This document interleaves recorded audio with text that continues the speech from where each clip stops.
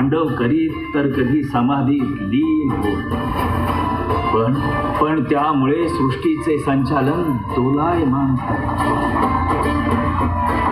चिंतित झालेला ब्रह्मा आणि विष्णूने आदिशक्तीची आराधना केली. आदिशक्तीनं त्यांचं म्हणणं मान्य केलं आणि प्रजापती दक्षाच्या इच्छेनुसार त्याच्या पोटी अवतार घेतला सतीचा. सती मातेच्या आयुष्याचा एकच ध्यास महादेवांशी लग्न. परंतु तिचा पिता दक्ष महादेवांना न मानणार.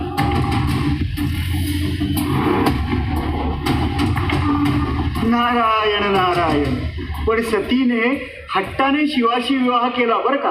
कैलासावर त्यांचा संसार देखील सुरू झाला.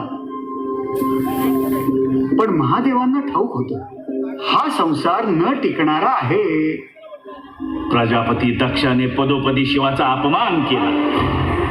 सतीमधली आदिशक्ती जागृत झाली आणि तिने होमकुंडात स्वतःची आहुती दिली. क्रुद्ध झालेल्या शिवाने दक्षाला कठोर शासन केलं. परंतु शांत झाल्यावर त्याला पुन्हा जीवनदानही दिलं. शिव पुन्हा समाधिस्थ झाले आणि आदिशक्तीने पुन्हा जन्म घेतला.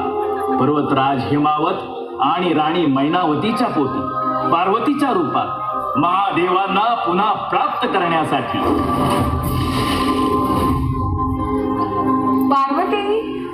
पार्वती कुठे आहेस तू? हे पहा, आपण हिला सगळीकडे शोधत आहोत आणि ही इथे पूजेत मग्न आहे. पार्वती चल पाहू.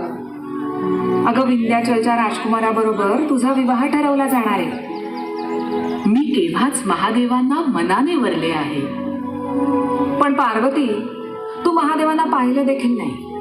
ते तुला ओळखत नाही. मग तू त्यांना कशी प्राप्त करणार? मी केवळ महादेवांवर प्रेम केलं आहे. मी त्यांच्याशीच विवाह करेन. हा माझा दृढ निश्चय आहे. मी हेही जाणते की त्यांना प्राप्त करणे सोपे नाही. मी कठोर तप करेन. त्यांना मिळवण्यासाठी कठोर परिश्रम करेन. ते माझ्याकडे येत नाहीत म्हणून काय झालं? मी त्यांच्याकडे जाईन.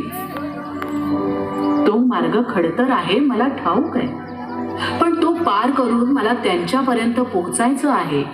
आणि म्हणूनच ही शिवाची नित्य साधना.